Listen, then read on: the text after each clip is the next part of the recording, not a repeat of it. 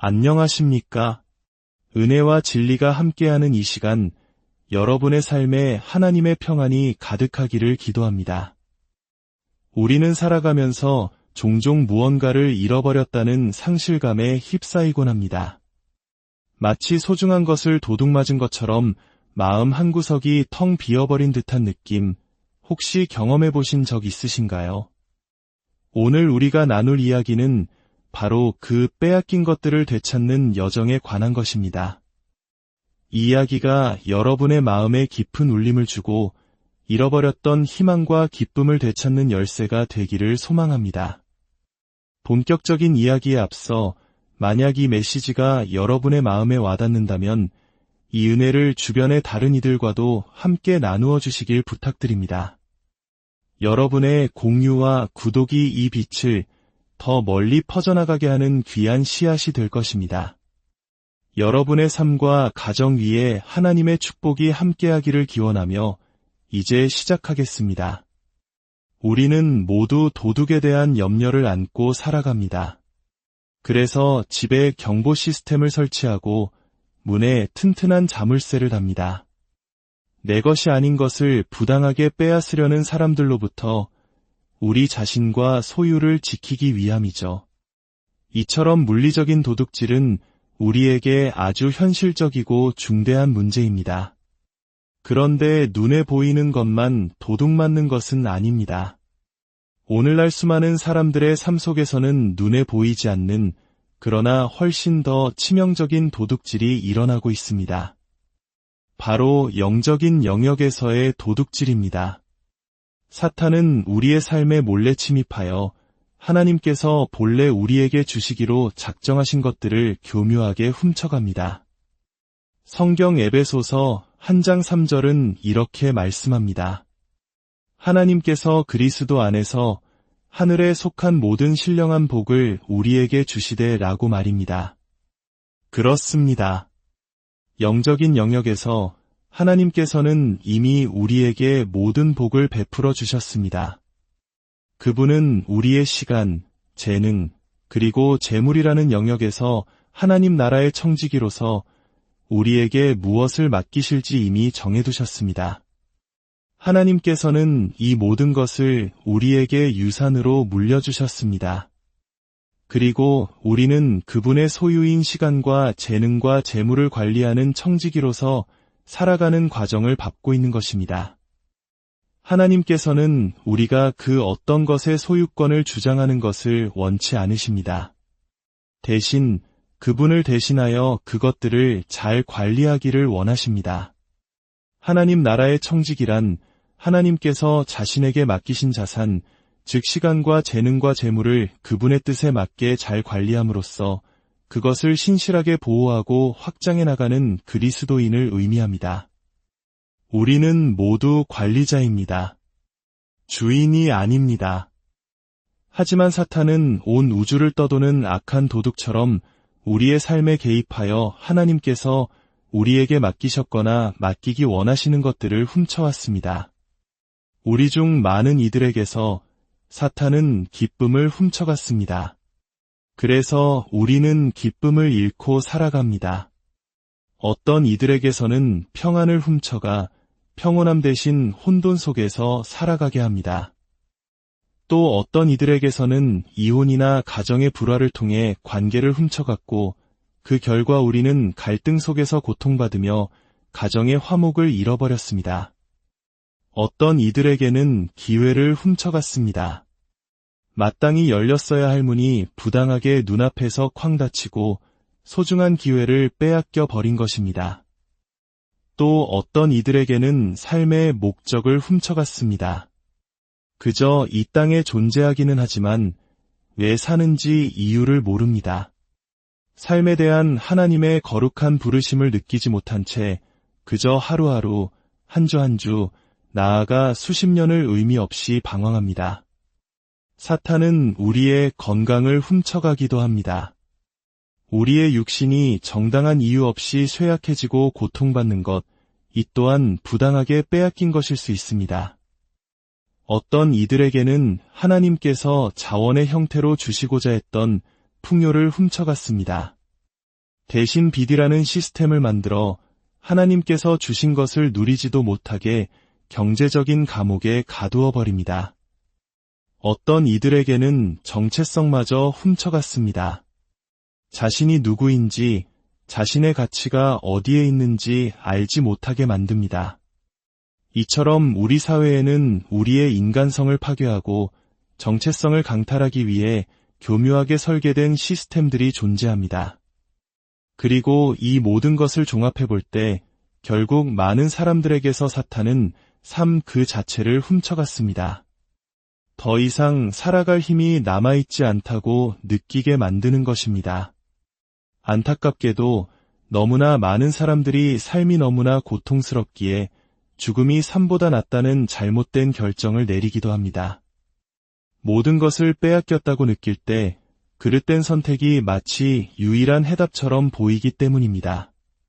하지만 오늘 우리는 이 시리즈를 마무리하며 여러분이 그 모든 것을 되찾을 수 있는 방법을 나누고자 합니다.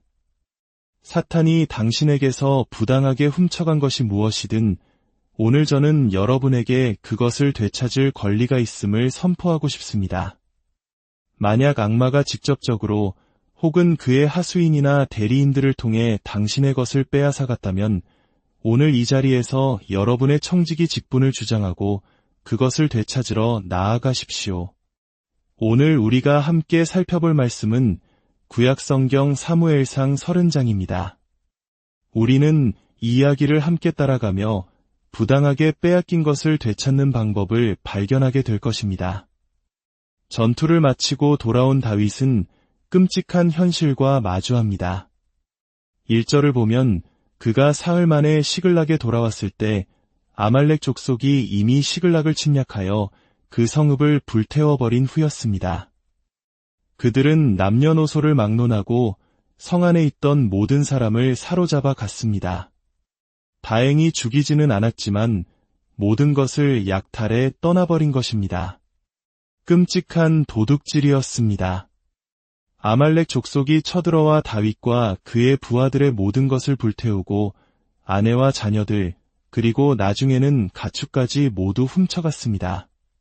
다시 말해 그의 삶의 기반과 그가 소중히 여기던 모든 것을 송두리째 빼앗아 간 것입니다.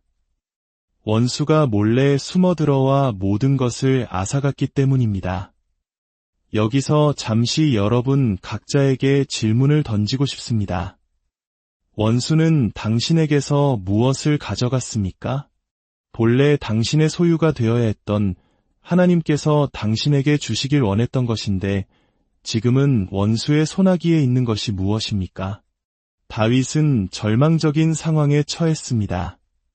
3절과 4절은 그 참상을 이렇게 묘사합니다. 다윗과 그의 사람들이 성읍에 이르러 보니 성읍은 불에 탔고 자신들의 아내와 자녀들이 사로잡혀 갔습니다. 이에 다윗과 그와 함께 한 백성이 더 이상 울 기력이 없을 때까지 소리를 높여 울었습니다. 여러분, 너무나 슬퍼서 눈물조차 마르고 더는 흘릴 눈물이 없었던 경험을 해보신 적이 있습니까? 상실의 고통이 너무나 커서 눈물샘이 말라버린 듯한 그런 순간 말입니다. 건장한 장정들이었던 그들은 아기처럼 통곡했습니다. 그들이 가치 있게 여기던 모든 것을 원수에게 빼앗겼기 때문입니다. 그들은 더 이상 울 수 없을 때까지 울고 또 울었습니다. 원수가 침입하면 단순히 우리의 소유물만 가져가는 것이 아니라 우리의 감정적인 안정과 평안까지 파괴하려 하기 때문입니다. 여기서 잠시 주목할 점이 있습니다. 아말렉 족속이 모든 것을 훔쳐갈 수 있었던 유일한 이유는 그곳에 남자들이 없었기 때문입니다.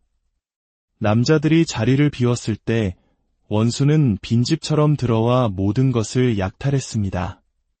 이는 우리에게 중요한 영적 교훈을 줍니다. 하나님께서 정하신 남성성이 무너지고 남자들이 자신의 자리를 지키지 못할 때 사탄이 들어와 다른 모든 영역에서 대혼란을 일으킬 문이 열리게 되는 것입니다. 마치 사탄이 아담을 무너뜨렸을 때 온 세상에 혼란을 가져올 수 있었던 것처럼 말입니다. 남자들을 무너뜨리면 하나님께서 사회의 안녕을 위해 세우고자 하셨던 기초가 무너집니다. 여성이 중요하지 않다는 뜻이 결코 아닙니다. 그 안에는 더 큰 영적인 원리가 숨어 있다는 것을 이해해야 합니다. 남자들이 그 자리에 없었을 때 원수는 마음껏 들어올 수 있었습니다. 에베소서 4장 27절은 마귀에게 틈을 주지 말라고 분명히 경고합니다. 이 틈이란 잠기지 않은 창문이나 열린 문과 같습니다. 우리가 굳이 원수를 환영하며 안으로 들일 필요는 없습니다. 그저 그가 들어올 수 있도록 상황을 만들어주기만 하면 됩니다. 원수에게 틈을 내어주는 가장 큰 계기 중 하나는 바로 청지기 직분을 포기하고 하나님께서 우리에게 소유할 허락을 주지 않으신 것을 마치 내 것인 양 소유하려 드는 것입니다. 관리자가 아닌 주인이 되는 순간 우리는 본래의 주인이신 하나님과 갈등 관계에 놓이게 됩니다. 그리고 사탄은 하나님께서 우리의 소유권을 지지하지 않으실 것을 알기에 그 틈을 비집고 들어올 시스템을 마련하게 됩니다. 청지기 직분의 핵심은 하나님이 주인이시라는 것입니다. 우리는 주인이 아닙니다. 단지 관리할 뿐입니다. 우리가 그것을 소유하기 시작하는 순간 우리는 주인과 충돌하게 되고 사탄이 들어올 문과 창문을 열어주는 셈이 됩니다. 죄는 사탄을 위한 문을 엽니다. 우리가 죄를 지을 때 우리는 그가 미끄러져 들어와 우리 삶에 혼란을 일으킬 수 있는 균열을 만드는 것입니다. 그렇게 다윗과 그의 사람들은 망연자실했지만 상황은 더 악화됩니다. 6절을 보십시오. 백성들이 자녀들 때문에 마음이 슬퍼서 다윗을 돌로 치자고 말하기까지 했습니다. 다윗은 매우 다급해졌습니다. 잠시 생각해 보십시오. 다윗은 집에 돌아왔더니 집은 불타고 가족은 사라졌습니다. 부하들과 함께 울 기력이 없을 때까지 울었습니다. 그런데 이제는 그 부하들이 마치 다윗이 도둑질이라도 한 것처럼 그를 돌로 치려 합니다. 사람은 극심한 고통에 빠지면 엉뚱한 사람에게 분노를 표출하기 쉽습니다. 우리는 문제의 근원인 사탄이 아니라 눈앞의 사람에게 화를 냅니다. 엉뚱한 적을 향해 분노하는 것입니다. 성경은 백성들이 다윗에게 격분했다고 말합니다. 다윗도 그들과 똑같은 문제를 겪고 있었는데도 말입니다. 혹시 당신의 배우자나 동료, 상사에게 분노하고 있습니까? 잠시 멈추고 진짜 적이 누구인지 찾아봅시다. 그에게 분노해야 합니다. 물론 사탄이 그 사람들을 통해 역사할 수도 있습니다. 그들이 당신 삶의 아말렉 족속일 수도 있습니다. 하지만 당신이 하나님께서 주시기로 약속하신 것들을 빼앗긴 진짜 원인과 해결책을 찾아야 합니다. 기쁨, 평안, 경력, 안녕, 정체성, 관계, 삶, 이 모든 것을 도둑맞았다면 어떻게 되찾을 수 있을까요? 이제부터 그 방법을 찾아보겠습니다. 6절 하반절은 이렇게 말합니다. 그러나 다윗은 모두 함께 따라해 볼까요? 그러나 다윗은 그렇습니다. 다윗은 모든 것을 잃었고 사람들은 그를 죽이려 했습니다. 그러나 성경은 말합니다. 다윗은 그의 하나님 여호와를 힘입어 용기를 얻었더라. 여기서부터 시작합시다. 그는 술이나 약물 혹은 부적절한 관계에서 힘을 얻지 않았습니다. 성경은 분명히 말합니다. 다윗은 그의 하나님 여호와 안에서 스스로를 강하게 했습니다. 그는 모든 것을 빼앗겼고 친구들마저 등을 돌렸으며 극심한 고통과 우울감에 빠져 있었습니다. 그런데 어떻게 모든 것이 사라진 상황에서 주님 안에서 힘을 얻을 수 있을까요? 어디로 가야 할까요? 다윗은 시편을 통해 자신이 어떻게 힘을 얻었는지 우리에게 친히 보여주었습니다. 시편의 대부분을 쓴 다윗은 주님 안에서 스스로를 강하게 했던 그의 고군분투를 기록했습니다. 예를 들어 시편 42편에서 그는 깊은 우울감에 빠져 이렇게 부르짖습니다. 내 영혼아, 내가 어찌하여 낙심하며 어찌하여 내 속에서 불안해하는가. 너는 하나님께 소망을 두라. 그는 지금 당장 보이지 않고 어디서부터 도움이 올지 알 수 없을지라도 하나님께서 자신에게 찬양할 새로운 이유를 주실 것이라고 노래합니다. 만약 당신이 우울하다면 시편 42편으로 가서 다윗의 기도가 당신을 격려하게 하십시오. 만약 두려움에 사로잡혀 있다면 시편 34편에서 다윗과 함께 하십시오. 그는 노래합니다. 나와 함께 여호와를 광대하시다 하며 함께 그의 이름을 높이세. 이 곤고한 자가 부르짖음에 여호와께서 들으시고 그의 모든 환난에서 구원하셨도다. 다윗은 말합니다. 만약 당신이 두렵다면 내가 불렀던 이 노래에 동참하라고 말입니다. 만약 삶의 어느 방향으로 가야 할지 모르겠다면 시편 23편을 다시 읽으십시오. 여호와는 나의 목자시니 내게 부족함이 없으리로다. 그가 나를 푸른 풀밭에 누이시며 쉴만한 물가로 인도하시는도다.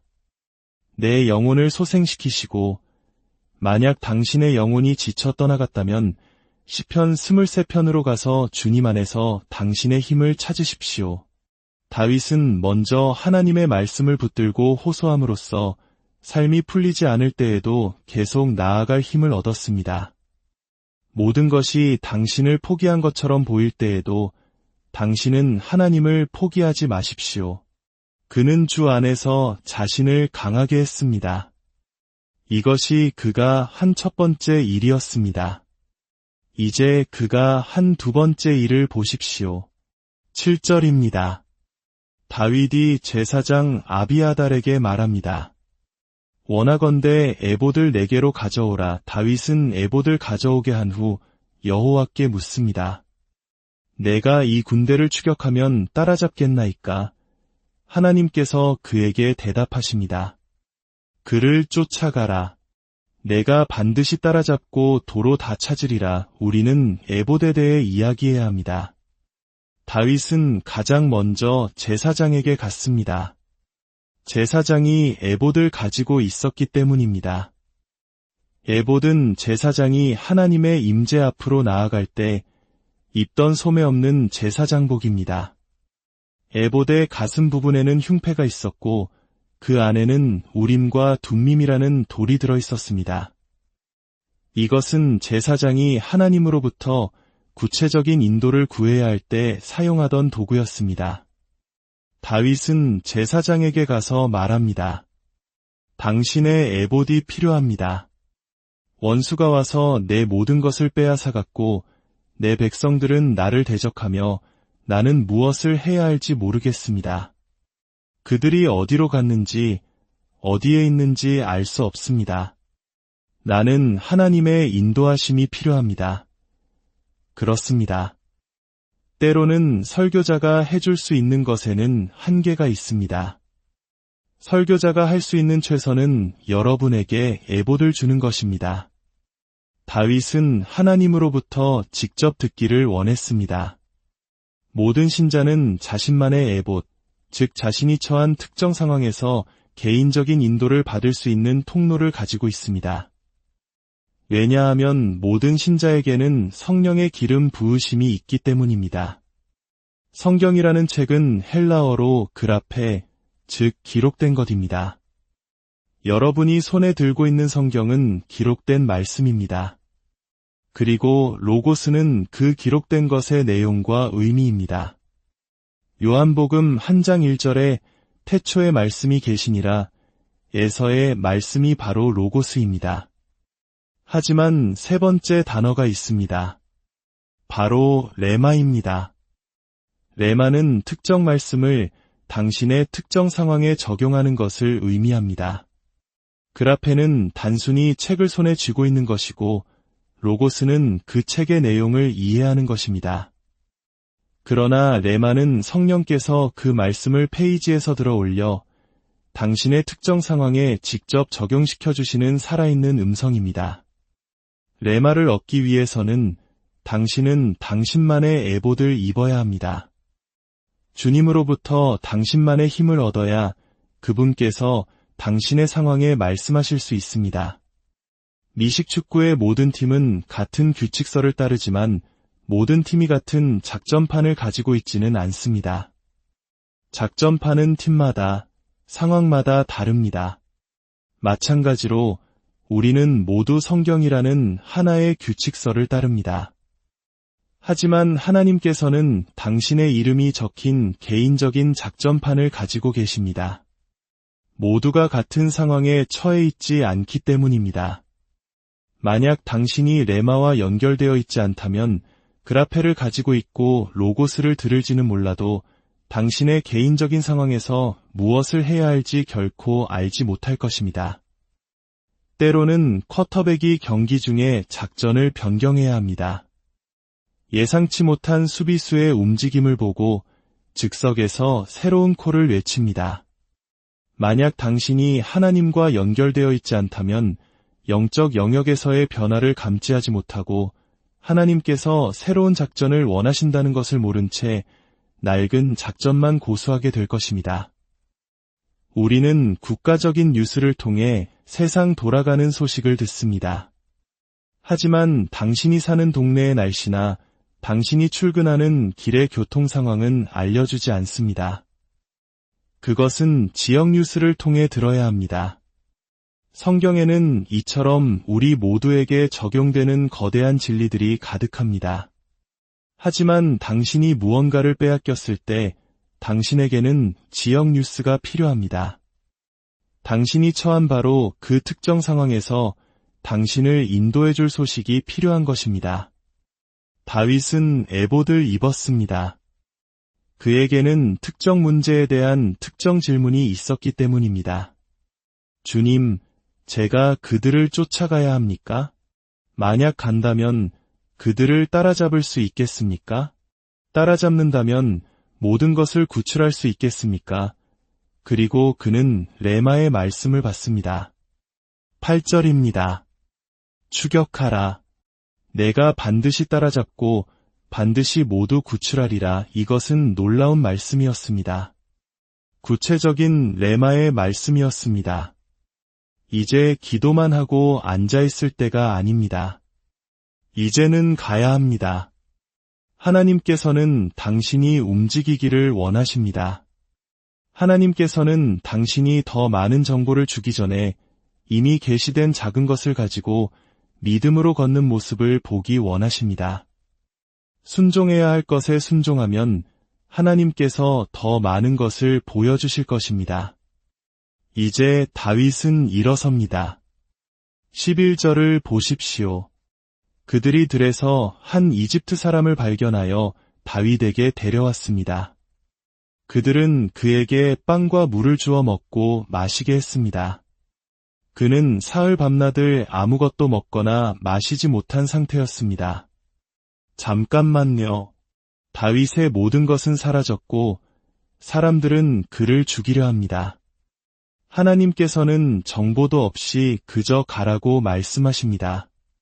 그런데 갑자기 이야기에 앤 이집트 사람이 등장하는 걸까요? 다윗이 그에게 묻습니다. 너는 누구에게 속하였으며 어디에서 왔느냐? 그가 대답합니다. 나는 이집트 소년이며 한 아말렉 사람의 종입니다. 내가 병들자 나의 주인이 사흘 전에 나를 버리고 갔습니다. 우리는 시글락을 불태웠습니다. 세상에 이럴 수가 있습니까? 내가 하나님의 말씀에 순종하여 길을 가다가 굶주려 죽어가는 한 남자를 만나 내 것을 되찾으려는 여정을 잠시 멈추고 그를 섬겼더니 우연처럼 그가 바로 내 모든 것을 앗아간 테러 집단의 일원이었다니요. 하나님께서는 우리가 그분이 원하시는 방향으로 계속 움직이기만 한다면 이처럼 놀라운 방법으로 우리를 도우실 수 있습니다. 문제와 아무 관련이 없어 보였던 것이 문제에 대한 해답이 되는 것입니다. 다윗이 그에게 묻습니다. 내가 나를 그 군대가 있는 곳으로 인도하겠느냐? 그가 대답합니다. 나를 죽이거나 내 주인의 손에 넘기지 않겠다고 하나님의 이름으로 맹세하시면 제가 그곳으로 인도하겠습니다. 누가 생각이나 했겠습니까? 굶주려 죽어가던 이 남자가 내 것을 되찾게 해달라는 기도에 대한 응답일 줄을 말입니다. 이것이 바로 우리가 하나님과 함께 움직여야 하는 이유입니다. 하나님께서는 우리가 상상조차 할 수 없는 사람들을 사용하여 우리의 기도에 응답하시고 상황을 역전시키십니다. 16절을 보십시오. 그가 다윗을 인도하여 내려가니 아말렉 사람들이 온 땅에 흩어져 먹고 마시며 춤추고 있었습니다. 그들이 약탈해온 엄청난 전리품 때문에 잔치를 벌이고 있었던 것입니다. 그렇습니다.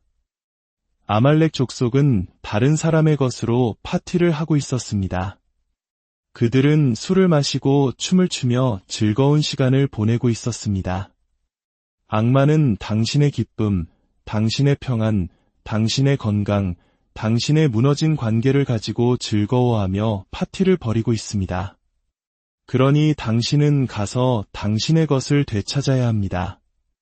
이제 다윗은 하나님과 동행하며 움직였기에 자신의 것이 어디에 있는지 알게 되었습니다. 성경은 다윗이 그들을 쳤다고 기록합니다. 어떤 것들은 싸우지 않고는 되찾을 수 없기 때문입니다. 18절과 19절은 놀라운 결과를 보여줍니다. 다윗이 아말렉 사람들이 빼앗아갔던 모든 것을 도로 찾고 그들이 약탈하였던 것, 곧 무리의 자녀들이나 빼앗겼던 것은 크고 작은 것을 막론하고 아무것도 잃은 것이 없이 모두 다윗이 도로 찾아왔고 다윗은 모든 것을 되찾았습니다. 왜냐하면 그는 하나님께서 그의 길에 보내주신 누군가를 기꺼이 섬겼고 그것이 바로 응답이었기 때문입니다. 더 좋은 소식은 그가 자신의 것을 되찾았을 때 자신의 것보다 더 많은 것을 얻었다는 것입니다. 아말렉 족속은 여러 다른 곳에서 약탈한 것들을 가지고 축하하고 있었기 때문입니다. 하나님은 이토록 좋으신 분입니다. 그분은 당신의 것을 지켜주실 뿐만 아니라 그것을 되찾게 하시고 당신이 찾던 것 이상의 것을 주실 수 있습니다. 에베소서 3장 20절은 말씀합니다. 우리 가운데서 역사하시는 능력대로 우리가 구하거나 생각하는 모든 것에 더 넘치도록 능히 하실 이에게 하나님께서는 원수가 훔쳐간 것을 되찾아 주실 능력이 있으십니다.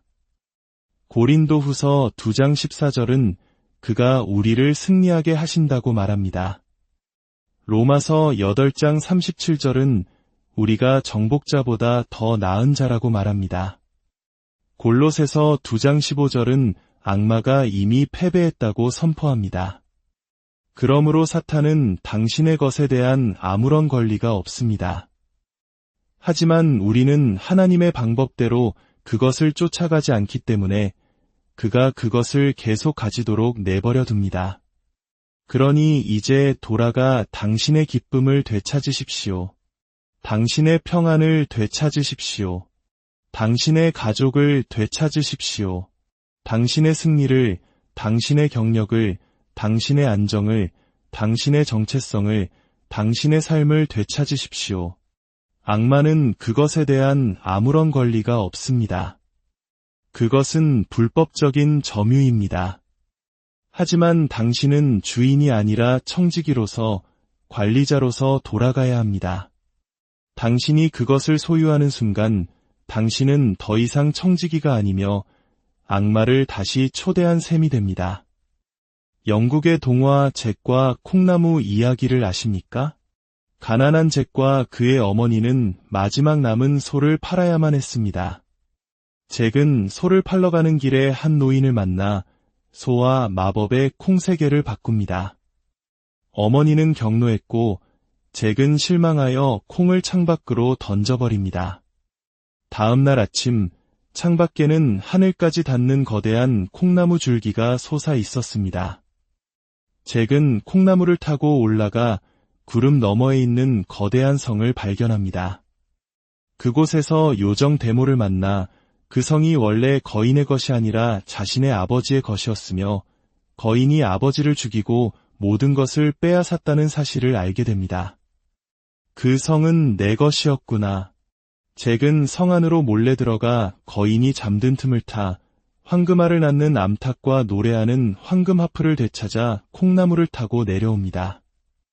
잠에서 깬 거인이 그를 쫓아오지만 땅에 먼저 도착한 제기도끼로 콩나무 줄기를 잘라버리자 거인은 떨어져 죽고 맙니다. 잭은 아버지가 남긴 유산을 되찾은 것입니다. 제가 오늘 여러분에게 말씀드리고 싶은 것은 하늘과 땅을 잇는 또 다른 나무가 있다는 것입니다. 영광과 역사를 연결하는 또 다른 나무가 있습니다. 요한복음 15장 1절에서 예수님께서 말씀하십니다. 나는 참포도나무요, 내가 바로 당신이 붙들고 올라가야 할 그 나무이며 당신이 바라보아야 할 그 존재라고 말씀하십니다. 만약 당신이 나를 붙들고 내게로 온다면 나는 거인이 어디에 사는지 안다. 나는 거인이 가지고 있는 본래 너에게 속한 것이 무엇인지 안다. 만약 내가 믿음의 위험을 감수하고 그것을 되찾으러 간다면 나는 너를 안전하게 인도할 것이다. 당신이 예수 그리스도와 연결될 때 그분은 당신의 것이 어디에 있는지 아십니다. 그러니 가서 되찾으십시오. 악마를 향해 외치십시오. 너는 내 기쁨을 가질 수 없다. 내 평안, 내 목적, 내 가족, 내 건강을 가질 수 없다. 왜냐하면 나는 다른 분께 속해 있기 때문이다. 그러니 이제 모두 자리에서 일어나 당신의 것을 되찾게 하시는 그분을 찬양하지 않으시겠습니까? 사랑하는 여러분, 오늘 말씀을 통해 여러분의 마음에 새로운 힘과 용기가 솟아나기를 기도합니다. 빼앗겼다고 생각했던 모든 것 위에 하나님의 회복의 은혜가 임할 것입니다. 주님 안에서 강건하십시오. 그리고 믿음으로 나아가 당신에게 속한 모든 축복을 되찾으십시오. 여러분의 삶의 모든 걸음 위에 주님의 인도하심과